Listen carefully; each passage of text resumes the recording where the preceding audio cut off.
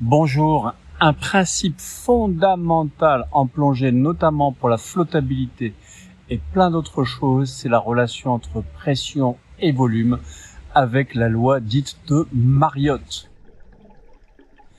Bonjour, c'est Vincent à l'école de plongée Aquadomia, spécialiste de la formation plongée accélérée sur mesure du débutant au moniteur de plongée à Marseille, Parc National des Calanques, et aussi aux Caraïbes lors de l'université d'hiver Aquadomia, en l'occurrence ici à Cozumel au Mexique.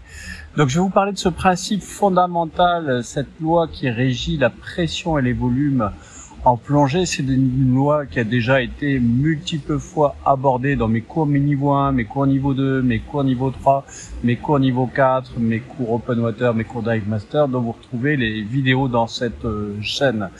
Alors, on a vu aussi dans la précédente vidéo le principe fondamental de théorème d'Archimède, qui dit que en fait on a un poids apparent dans l'eau qui vient déduire la poussée d'Archimède du poids réel. Enfin, vous retrouverez ça dans cette vidéo. Là, aujourd'hui, je vais parler donc de la loi de Mariotte, ou la relation entre pression et volume, qui dit que plus la pression augmente, plus les volumes diminuent. Plus la pression augmente, plus les volumes diminuent. Et ça, c'est très important pour comprendre la notion de flottabilité, puisqu'on a vu la dernière fois qu'on avait 3 phases de flottabilité. La flottabilité positive qui nous permet de flotter, la flottabilité neutre qui est l'objectif qu'on cherche à atteindre, c'est-à-dire être entre deux eaux sans aucun effort, et la flottabilité négative qui, elle, nous fait couler. Et donc, on comprend bien que avec la relation pression et volume, ça va influer beaucoup sur notre flottabilité. Tout simplement parce que à la surface, mon matériel et moi, on fait un certain volume. Et quand je descends, ce volume diminue. Donc, en fait, mon poids apparent augmente, je suis plus lourd. C'est ce qui fait, par exemple, que moi, si je vais à l'eau, là, maintenant, j'ai tendance à couler. Mais pourtant, pour faire de l'apnée, j'aurais besoin de plomb. Pourquoi? Parce que pour faire de l'apnée, je prends une grosse inspiration, je gonfle mes poumons et ça influe sur ma flottabilité. Donc j'ai du mal à descendre, je suis obligé de forcer.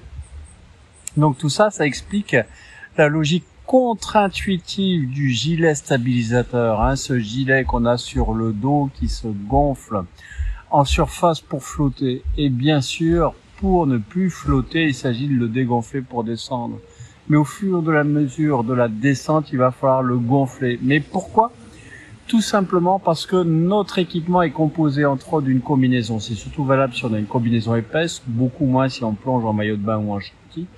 Mais cette combinaison, c'est ni plus ni moins du néoprène dans lequel est emprisonné des bulles d'air. Et donc, plus on descend, plus la combinaison s'écrase et plus je vais avoir besoin de mettre de l'air dans le gilet pour compenser le volume perdu. Donc, la loi de Mariotte, exactement, c'est pression fois volume égale constante à température constante. Ça veut dire que quel que soit l'endroit où on se trouve, pression et volume sont toujours égales à la même chose. Elle se dit aussi, cette loi, pression et volume sont inversement proportionnels, ou lorsque la pression augmente, le volume diminue, ou lorsque la pression diminue, le volume augmente. Vous choisissez la formulation que vous souhaitez, et cette formulation, elle est hyper importante. Donc pour la flottabilité, pour comprendre que bien sûr notre poumon ballast, le fait simplement de respirer, va modifier notre équilibre. Le poumon ballast, c'est ce qu'on appelle aussi l'exercice du pivot palme, où on voit bien que quand on inspire, on a tendance à remonter. Quand on souffle, on a tendance à descendre avec une certaine inertie, donc un certain effet retard. D'où la nécessité de respirer calmement avec une faible amplitude et si possible à volume mini-confortable de manière à pouvoir ajuster sa flottabilité tout simplement. Alors, ce principe de la loi de Mariotte, pression et volume sont inversement proportionnels à température constante. Ça va aussi découler sur plein de choses. Et c'est pour ça qu'il est important de comprendre cette loi. Donc, je rappelle, pression fois volume égale constante à température constante. Tout simplement parce qu'elle va expliquer des tas de choses par la suite, aussi bien en ce qui concerne les blessures liées à la plongée, on va dire les barotraumatismes, hein, les blessures liées à la pression, les accidents de décompression et de désaturation. Donc ça explique des tas de phénomènes que je vais exposer dans des vidéos suivantes. En tout cas, le plus évident à retenir, c'est donc pression fois volume égale constante à température constante. Ça veut donc dire que au fur et à mesure de la descente, mon matériel, particulièrement ma combinaison, va s'écraser. Je vais avoir un volume moins important qui donc par le théorème d'Archimède va me donner une flottabilité de plus en plus négative et donc je vais couler, qu'il va falloir que je compense par l'insufflation, bien sûr, d'air dans mes poumons, hein, je respire un petit peu plus et puis à un moment ça suffit plus, il faut que je gonfle les gilets.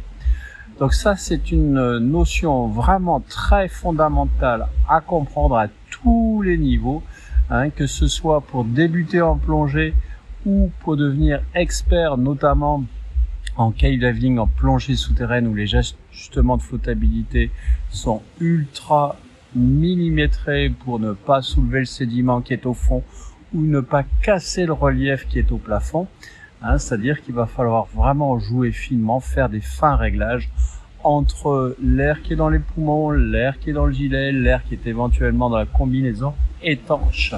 Bien sûr, c'est un phénomène qui va aussi expliquer la consommation d'air, donc retenez bien cette loi, la loi de Mariotte. Pression fois volume égale constante, ça veut dire que plus je descends, plus la pression est forte, plus le volume diminue, et inversement. Donc ça se représente ici, hein, j'ai un volume, si je le descends, il se rétrécit, si je le remonte, il s'agrandit tout simplement. Voilà, si vous avez des questions par rapport à cette fameuse loi de Mariotte, n'hésitez pas à les poser en commentaire. Vous pouvez aussi télécharger mon guide dont je remets le lien dans la description de cette vidéo, hein, sur les trucs et astuces pour améliorer votre progression en plongée. Je vous dis à très bientôt. Si vous avez aimé cette vidéo, un petit pouce. Si vous n'avez pas aimé, je vous la rembourse et je vous dis à très bientôt.